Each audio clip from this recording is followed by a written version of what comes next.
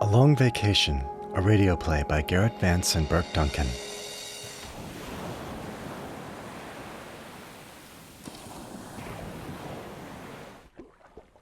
Dark, peaceful. Seaweed caresses his motionless form. Luminescent organisms dart around him, motes of living dust swirling and twirling in black water. A moray eel peers at him, dragon mouth opening and closing as if trying to tell him something in watery words he cannot hear. It's cold. There's somewhere I'm supposed to be. The boat! I'm gonna miss the boat! Far above, he sees the massive shape of a huge propeller spinning phosphorus-laden water into a twisting green tornado. Wait!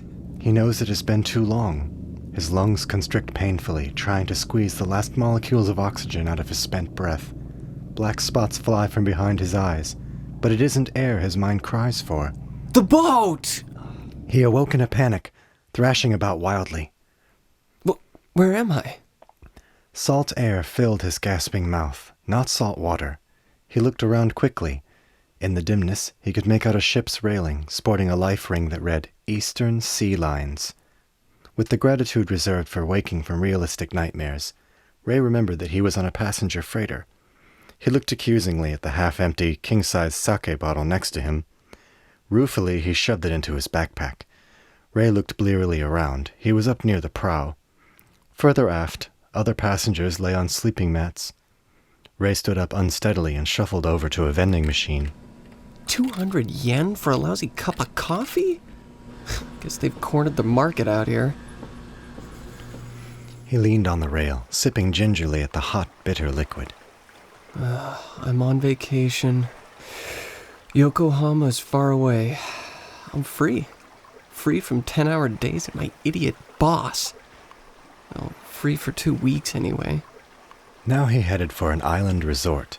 Aojima was a round dot in the Pacific Ocean, about 150 miles south of Tokyo, near the Izu Seven Islands. The island had a volcano, a stately cinder cone brooding in the early morning half-light over lush subtropical forests. Lights of a small harbor town winked enticingly. Ray had come for the diving. Not scuba diving. He was a free diver. His sport required stamina and skill. Ray ambled down the plank, onto the pier, and up into town. He stood before a large, faded map of the island outside the public restrooms. People crowded onto buses, but the Japanese alphabet characters on their destination placards were unfamiliar to him. Oh, there's the bus I need. Hey, wait! It rumbled away with a burst of blue smoke, like an octopus obscuring its trail with an inkjet. As he stood there, in frustration, a battered white Land Cruiser appeared out of the pre-dawn gloom. For a moment, the driver regarded him from behind a dusty windshield. The door opened to reveal a woman in a country-style kimono, brick red with a pattern of flying cranes. She briskly clip-clopped in her wooden sandals, straight for him. It was impossible to guess her age, somewhere over 30, and quite beautiful, her intense dark eyes fixed on him. You need a room. Well, I just got here. I was gonna... Looking for a room? Yes. My inn is a 10-minute walk from an excellent diving beach. Breakfast and dinner are included for 7 yen a night. I am not immodest in saying that there is no better deal. Well, then I'd be delighted to stay at your inn. I'm called Ray. Please, call me Tomo. As in the word friend? Exactly.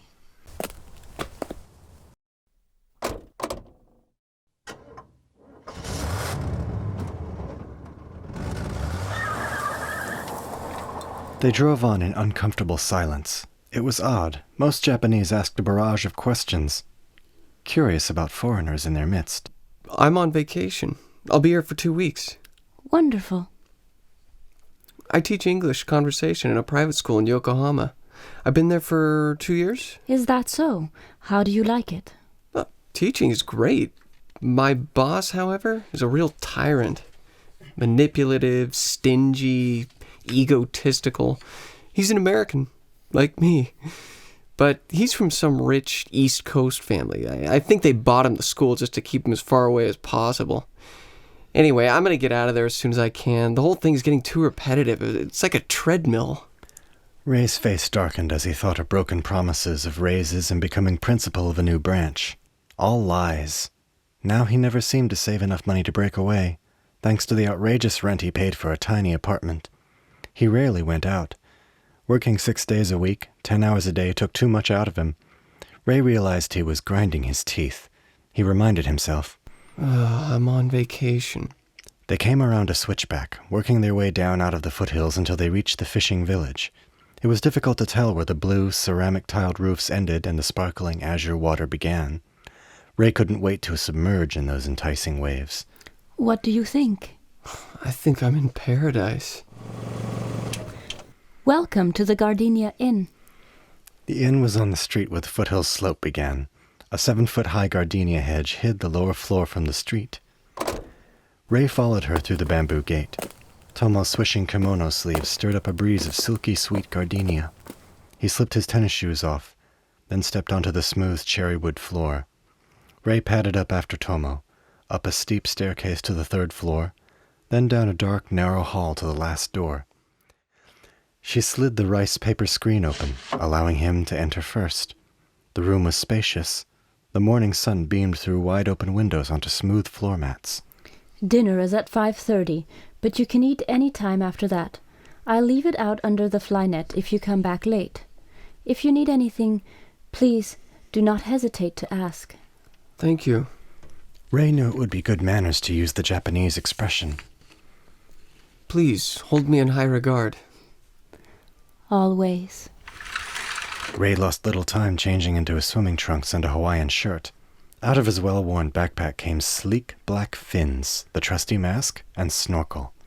He loved their spicy rubber smell, their cool, supple feel. It would be respectful to tell Tomo he was going out. Quietly, he made his way down the long hall. Rice paper windows were all closed on this floor, holding in the morning gloom. He came around a corner and saw the kitchen straight ahead. He noticed the door closest to it on the left was open a few inches. The droning of cicada bugs emanated from it. That room must open to the garden. The sound grew louder as he came closer. Tomo-san? Ray slid the door open wider and looked inside. At a low table next to the garden window, 2 people knelt in the tea ceremony position. They were young women, one lanky with long, wavy hair, the other petite with straight bangs and a round face. Both were attractive. Oh, excuse me. The 2 turned slowly to look at him. Pale faces void of expression, each wearing too much blue eyeshadow. They focused on him with an intensity that made him uncomfortable. I was just... Looking for me? Please, forgive my nieces. They've both been feeling under the weather. I'm sorry about that. I didn't mean to disturb them. Of course not. You are our honored guest and must feel at home here. Forgive their rudeness. I'm sure they were surprised to see a foreigner. Yeah, I should be used to that by now. Anyway, I just wanted to tell you I'm going out to the beach for the day. How considerate of you. Please take along this lunch I've prepared for you. That's a lovely silk wrapper around the box. You didn't have to do that. I knew you'd be in such a hurry to go to the beach that you'd forget to stop and buy something. It was no trouble at all. Thank you. I'm sure I'll be back for dinner. See you later.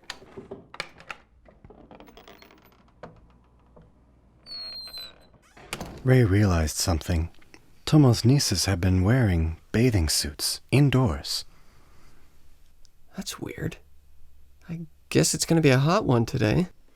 Ray walked to the beach. He placed his shoes, shirt, and bag on a black boulder, well above the high tide line. He ran across the night-cooled sand, but hesitated at the water's edge. Slow swells rolled in.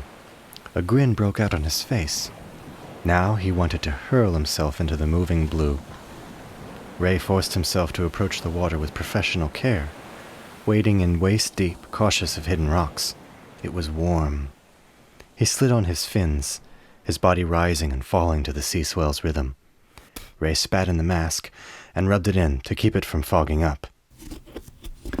He pulled the strap over his head, placed the comfortably chewed snorkel in his mouth, and started swimming. Through the veil of tiny white bubbles swirling in the shallows, he caught a tantalizing glimpse of green rocks and black sand.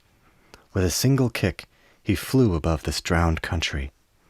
Brilliant red, blue, and yellow spires of soft coral arose from seaweed-festooned knolls. Schools of tiny fish, like bluebirds, darted this way then that, in precise formation. It was time to take a dive.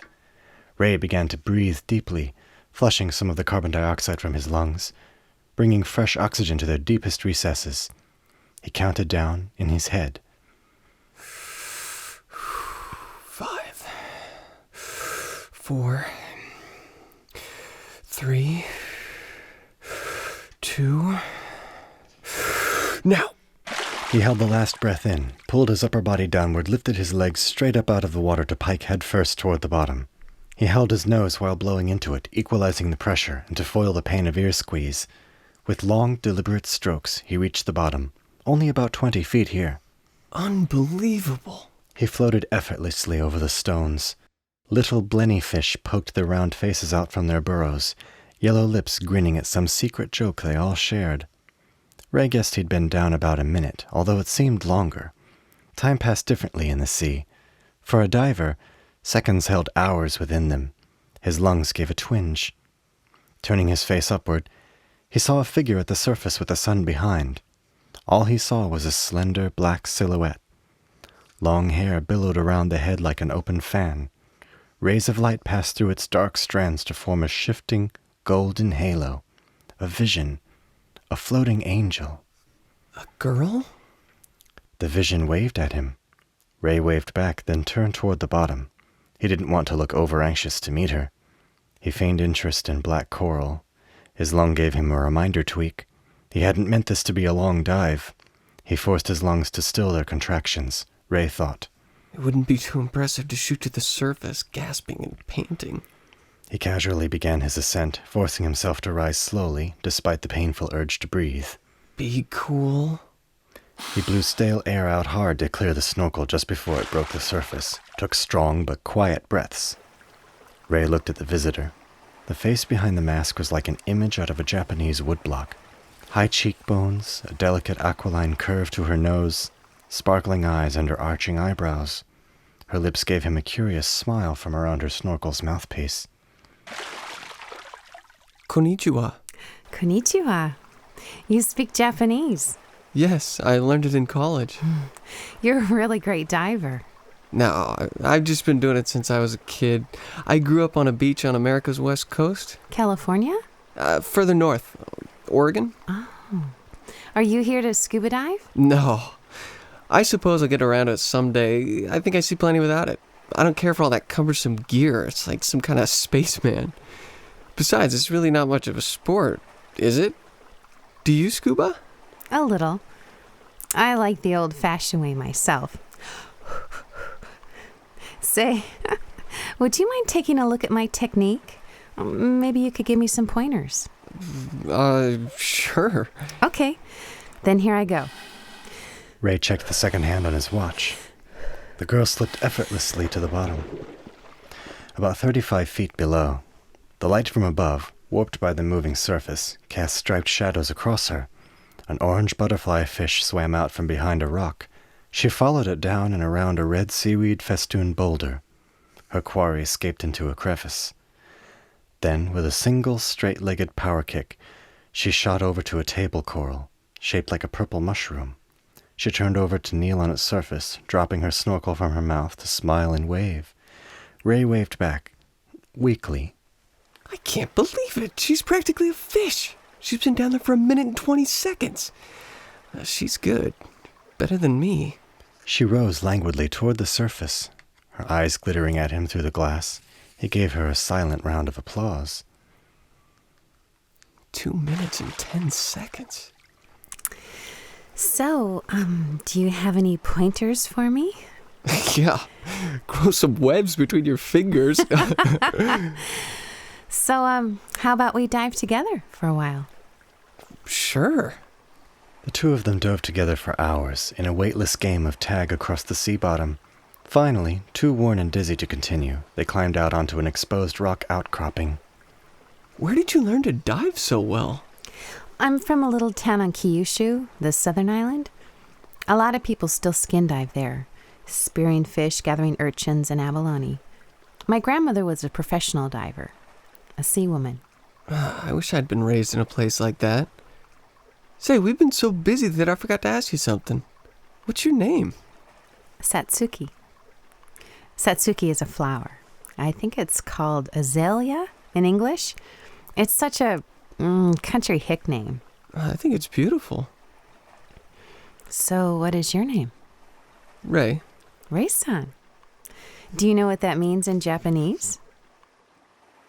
No, I never bothered to find out. And here I was thinking you spoke Japanese better than I did. It's funny no one ever told you. It's the word for spirit. Like soul? Yes. I wonder if you're a good spirit or a bad spirit. I have a sixth sense about these matters. Oh, hey, can you tell me what time it is? Yes, it's almost noon. Oh, I've got to go. I'll be late for work. Oh. Well, this has been really fun. Really? I mean, do you want to do it again? I'll be here tomorrow morning around 7. Oh, so will I. But I don't want to be a bother or anything. If you were a bother, I would have lost you hours ago, slowpoke. Look, you seem really nice, and I have excellent powers of intuition. I'll see you tomorrow. So much for a simple diving vacation.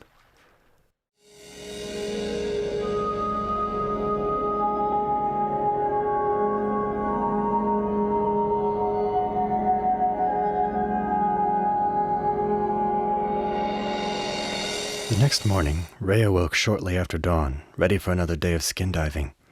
He dressed in his trunks and Hawaiian shirt and headed out. Is that her on the beach? It can't be. No, it is. She's actually waiting for me. Hi, Satsuki. Hello, Ray-san. Ready to go? You bet. Ray and Satsuki swam out together. All through today's dive, Ray felt more and more at ease with Satsuki than he did the day before.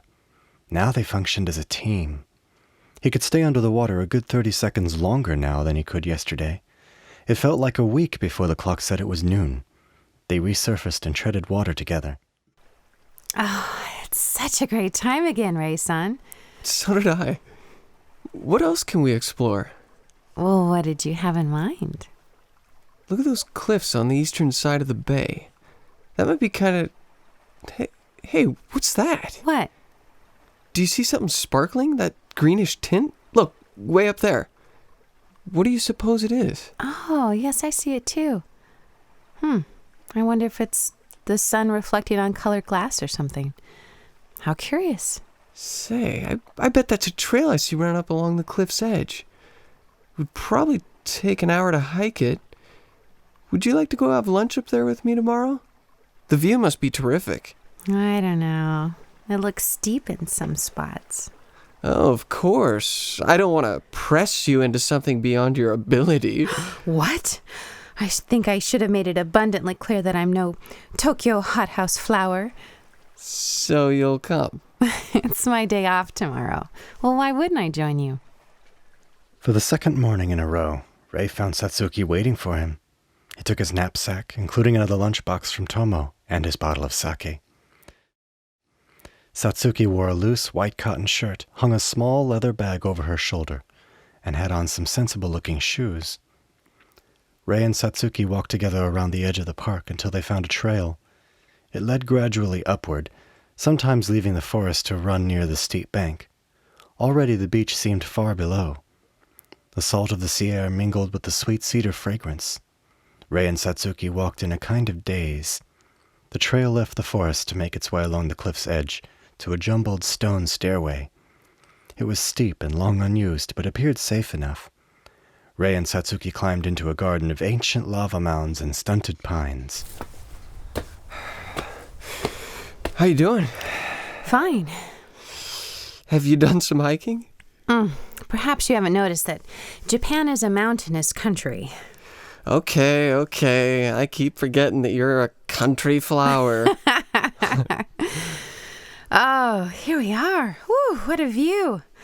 You were right. Oh, I'm starving. Let's eat. I hope that hike wasn't too much for you. Oh, that's some feast you've got there. Yeah.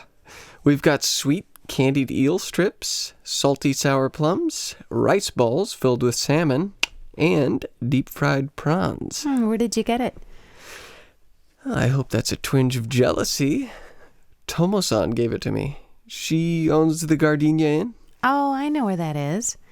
Well, how about half of my egg salad sandwich?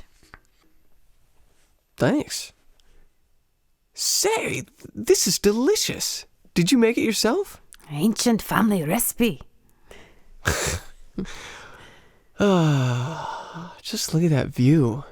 It looks like 1,000,000 yards of azure quilt stretching over the horizon. There's the arch I saw when I was coming into town. See? It's that monolithic formation about 2 miles straight out. Paradise Gate.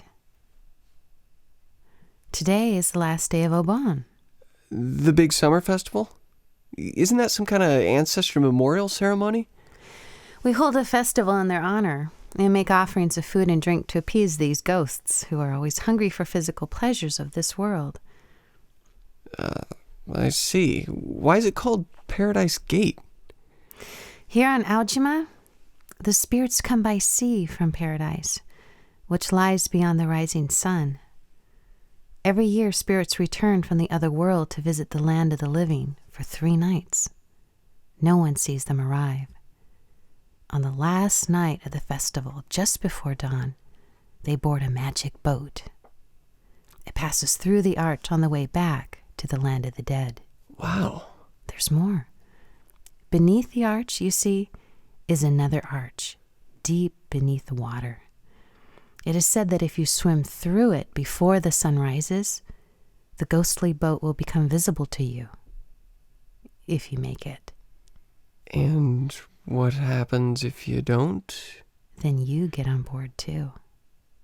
Satsuki? Yes? How do you know all this? Why, I read it in the guidebook. You faker. Ray, are you okay? You look kind of pale. I guess that's normal for you. Har, har, har. Obon is like American Halloween. A spooky ghost story is just the thing to cool you off in the summer heat, don't you think so? You win. You really had me going. I told you, I'm sensitive to these matters.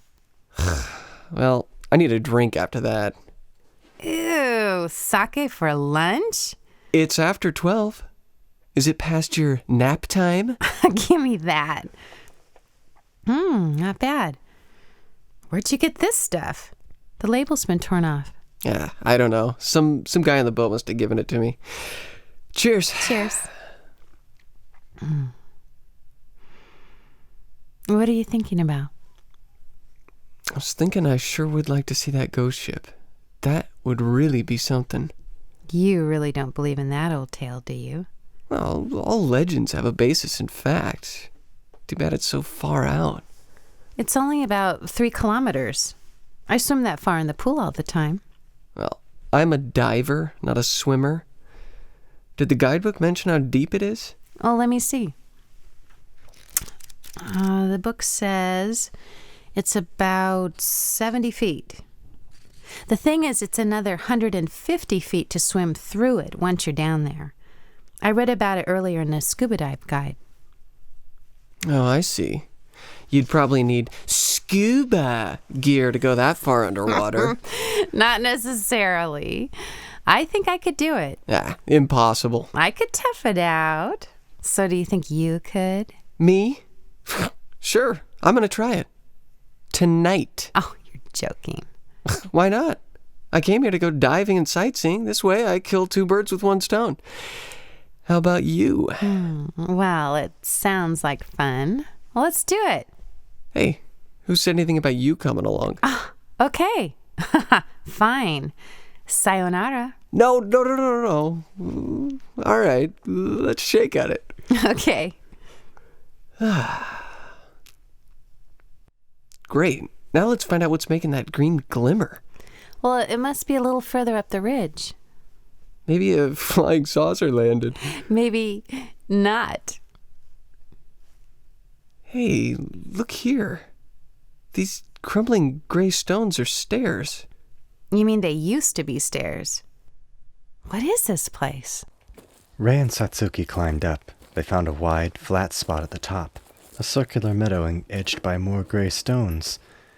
Brilliant red flowers filled the meadow, a globe of scarlet trumpets, each sprouting long, gold-tipped feelers, all suspended by a long, leafless stalk.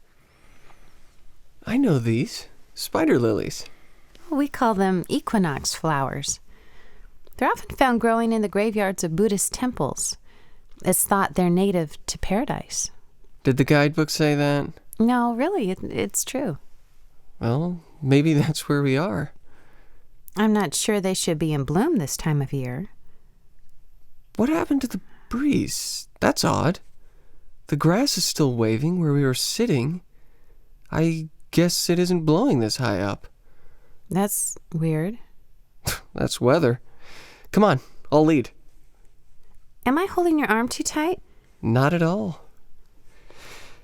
I'm having the time of my life. Holy smokes. This must be a shrine. What a weird little structure. The aged boards were so weathered they were almost blue. None of them were cut quite straight. It was 10 feet tall, roughly rectangular, but oddly skewed. It was capped by a conical roof of stone shingles. What are those shingles supposed to be? Shellfish? Trilobites. I had a paleontology class in college. They might really be fossils. Hey, Satsuki, I found our glimmer. See that? The front and sides had mosaic windows of colored glass, some dark and smoky, some almost clear. Ray leaned forward to peer in.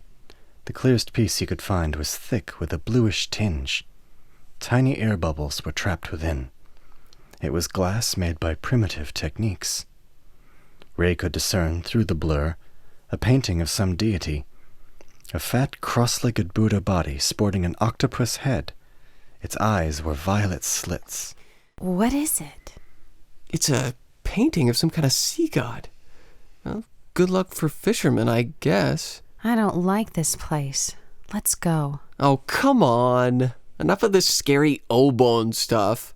I'm calling your bluff. No, Ray-san, I'm not kidding. Let's get out of here. It's all right, Satsuki. They're just cicadas. Is this the woman who's not afraid of anything? I'm sorry. Not a problem. Say, I think I'll make a wish. How do you like that? No door. I don't think that's such a good idea. Why not?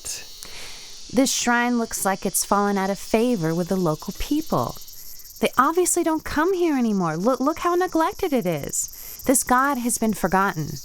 Well, I know how he feels. They're probably just too lazy to hoof it up here. Poor fella. Ray, I don't think it was Japanese people who built this place. There were other people on these islands before us. All the more reason to give this god my business. I might be the only worshiper he gets all century. Ray-san, when I told you I have a sense about these things, I was kind of serious. There's something wrong with this place. Let's just leave now. Sure, in a minute. Hey, I'm not the only acolyte after all. There's a whole pile of coins left here. Some of them are pretty new, too. Let's see. I've got 160 yen. He doesn't have a rope and bell so I can wake him up. Good. Well, in that case, I'll just clap. That'll do the trick. O octopus-headed sea god of Aojima, hear me. Grant me my wish, I beseech thee. In return, I will be your faithful worshipper forever. Let this perfect vacation never end. Amen.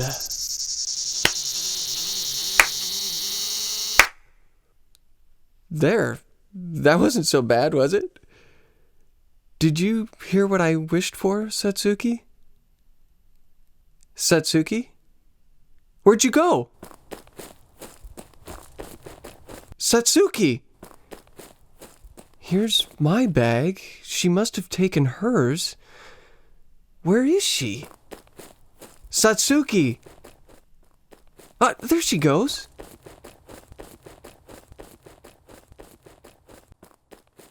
This is pointless. She's too sure-footed. I'll never catch up with her. Why'd she run off like that? After a while, Ray dragged out the sake bottle from his knapsack and plodded along, drinking. Later, when it was empty, he hurled it off the cliff, far out into the bay. He watched it float for a while, until it filled with water sinking beneath the waves. I feel nothing. How could I completely mess up with the most fantastic girl I've ever met and possibly feel anything? Satsuki's one of a kind. Never find one like her again. What a moron I am. What an ultra maroon. It's better to feel nothing right now. Stay anesthetized.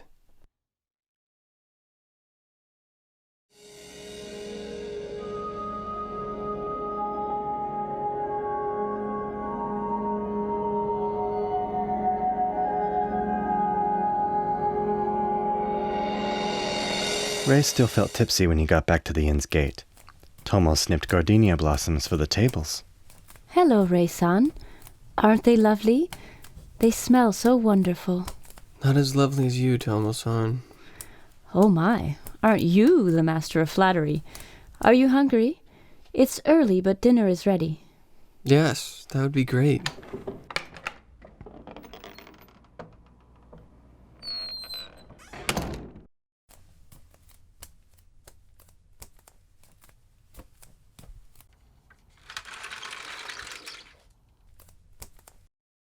Oh, no, Ray-san, not there. That's the table for the visiting spirits of my ancestors. Please, here by the window where there's a breeze. Oh, yes. This cool tatami floor sure feels good on my sunburned legs. Here's some chilled sake. Thanks.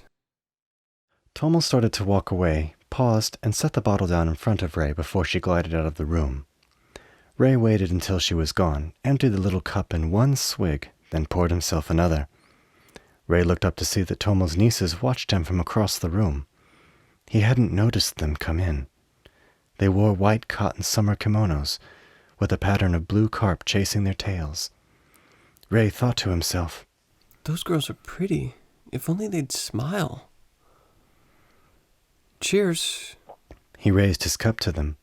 They bowed politely, with thin, forced smiles, and raised their cups in return. Great party. By the time dinner arrived, Ray had finished the bottle. Tomo silently brought him another. Oh, thank you very much. Oh, I see the guests have arrived. Haven't I seen you guys somewhere before? Where was it? Oh, I know. The boat. Hey, come over here and join me. Soon he was surrounded by a laughing crowd, clapping him on the back. They sang bawdy drinking songs and taught him the bon odori, the special dance of the festival. The whole place was jumping, not an empty seat to be found. Ray's sunburn had begun to sting, but he was having too much fun to care about it. All thoughts of Satsuki were buried, although he occasionally asked himself a question. What did I do wrong? It's 11 o'clock, everybody. Time for the festival. All the merrymakers took up the cry. Since it lasted all night, they were right on time. Everybody began milling around, preparing to go. Tomo came over to find Ray slumped against the wall, a napkin pirate hat on his head. She brought him a teacup. Ugh! This stuff tastes terrible. What's in it? Snake venom. Ugh! Drink it. It will give you the strength to enjoy the party all night. What should I wear to the festival? I'm still in my trunks and Hawaiian shirt. I think I have just the thing. She helped him up with surprising strength for one so delicate, then led him to the room and back. A large, ornately carved chest with 100 drawers took up most of one wall. She presented him with a man's summer kimono, the carp-chasing tail pattern again, this time in white and blue. You should go to the festival now. Come with me, Tomo, as my guest. I can't. Go now. Ray changed clothes and walked outside. It felt like he swam through a night made of soft butter. The air had grown muggy. Ray whirled around in the currents of the crowd, going where its eddies carried him. He drifted in a floating world. Satsuki's face kept appearing in his mind, her voice teasing him, her body swimming effortlessly beneath him. Ray wandered around the corner of a tent near the edge of this brightest corner of the world, where shadows crept close to the light. A group of small children played a game of rock, paper, scissors. They cheered and joked loudly. Hey, can I play? When they turned toward him, a dark cloud moved across their bright, laughing faces. The game froze. Monster! Monster! Monster? Aren't ogres red-skinned in Japan? I'm just a sunburned foreigner. Hey, come back! You certainly have a way with children. Hey, you look awful. Ray turned to see her standing in a summer kimono of green leaves and red dragonflies, her hair pulled back in a ponytail, a look of astonishment across her lovely face. Satsuki? Ray turned away, embarrassed. Hot tears threatened to boil over and run down his scarlet face. He walked away from her at a fast clip. It was all too much. The years of frustration in his teaching job, the loneliness, the sense of never really belonging anywhere. Just too much. Damn it. Now I look like a jackass in front of the only person who ever seemed to understand me, who laughed at my stupid jokes, the mermaid I've dreamed of all these years. Satsuki came to the festival, all right, but not with me. She knew where I was staying. She could have stopped by the inn. Well, I'm leaving. It's a lot nicer to ditch someone here than on top of a mountain. Ray-san! Ray! Oh, damn! Hurriedly, she worked to unclasp her wooden sandals, then ran barefoot after him. Ray, please wait! Ray headed for the beach. The moon had risen, almost full. It lay low on the horizon, making the way easy to find. He dragged his diving gear from its hiding place behind the black rock. The kimono fell on the black sand. The moonlight shone on the white carp. He ran naked into the water, slipped on his snorkel, fins, and mask, then was off. Satsuki arrived at the beach to see Ray finning rapidly towards the arch. He was already 100 meters from shore. Dang, he has his fins on, and I don't have mine. I've got to try to stop him from attempting the dive. Satsuki slipped out of her summer kimono and ran into the water. She was a top swimmer, and her precise stroke carried her rapidly toward the arch. Even so, Ray had a head start and the advantage of fins. Ray peeked out of the water occasionally and looked ahead to check his bearings. He was making good time. Occasionally he shivered. The sunburn sapped his strength, the drink sapped his wits, but he pressed on, onward, to the Paradise Gate. Ray felt exhausted when he reached the arch. He rested, his body bobbing with the swells. They were bigger out here. The last half-mile had been a roller coaster ride that had left him dizzy. Oh well, I hope that snake juice hasn't worn off. He swam under the big arch. The moon was high, so visibility was good. The ceiling vaulted over him a good 80 feet, like a darkened cathedral. Ray looked down to see that it was really an oval, extending another 40 feet down. Somewhere another 30 feet below that was the mouth of the lower arch. The rock formation was thicker there. It would be a long trip. He finned back the way he had come in, then resurfaced. Let's see. The ghost ship should come from the direction of the festival. That's the way I'll swim through the arch. I can't believe I'm taking this legend seriously. Well, now that I've swallowed the hook, I might as well taste the bait. In and out. In and out. Breathe from the diaphragm. Fast, fast, fast. Now slow it down. Tell your heart to beat slower. Relax. Think of nothing. You are water. You are water. Big breaths now. Clean out the lungs. Force it all out. Take it all in. 5, 4, 3, 2, 1. Dive! He cleared his ears right away. Ray thought of his lungs squeezing smaller and smaller as the pressure increased. That was good. It would trick his lungs into thinking they were full of new air, turning off the breathing reflex. The deeper you go, the easier it is to hold your breath. But heaven forbid you stay too long. Many a diver has succumbed to shallow water blackout by playing this game, using up all the oxygen in their system without feeling it until the pressure eases. Concentrate on the dive, Ray. Phosphorus, the tiny glowing animals helped light his way. Moonlight pierced surprisingly far in this clear water. Ray was there.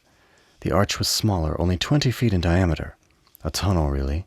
A big rock cod, disturbed by his presence, swam into it.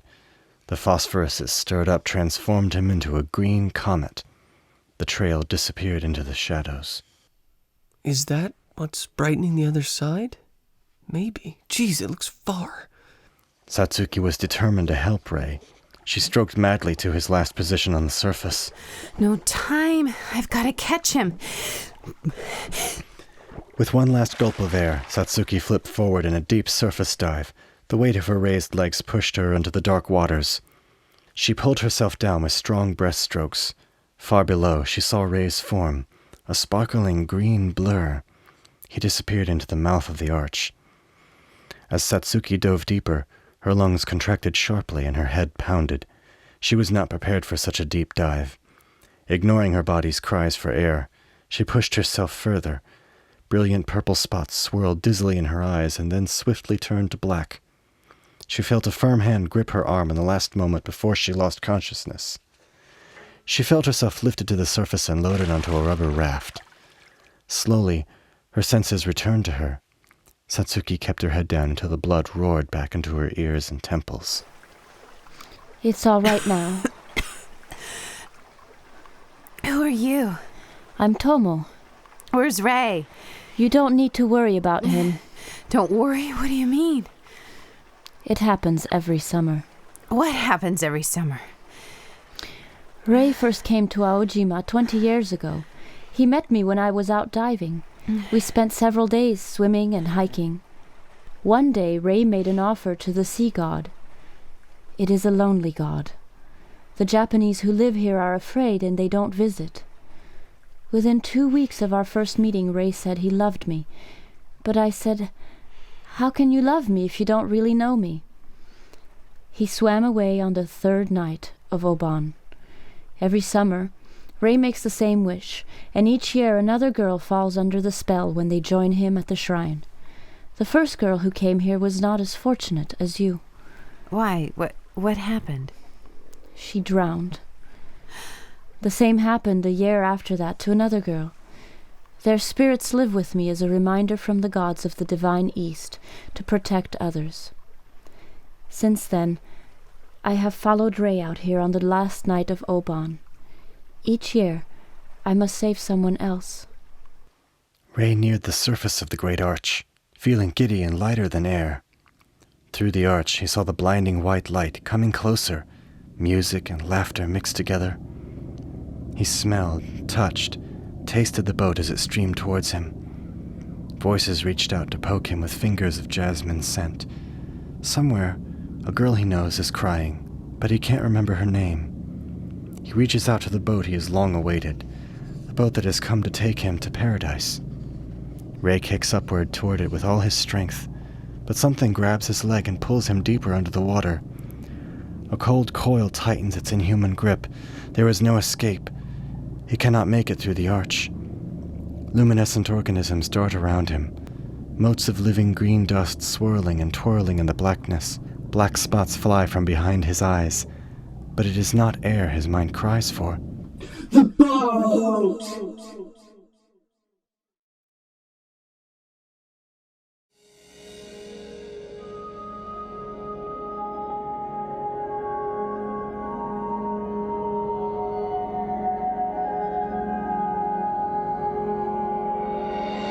You have been listening to A Long Vacation, a radio play by Garrett, Vance, and Birke Duncan, based on a novella by Garrett, Vance, produced and directed by Birke Duncan. Benjamin Babcock played Ray. The part of Satsuki was played by Ann Wilkinson. Marie Rubin played Tomo. The voices of the children were Kelsey, Kate, Emily, and Ian Mackin. I am your narrator, Michael Leonard. A Long Vacation was recorded at Trillium Lane Studio on Bainbridge Island, engineered by Chris Eberly. Ben Endicott and Corey Cook of Soundscape Industries provided music and sound effects. This production is published as an audiobook by Northwest Folklore, copyright 2005.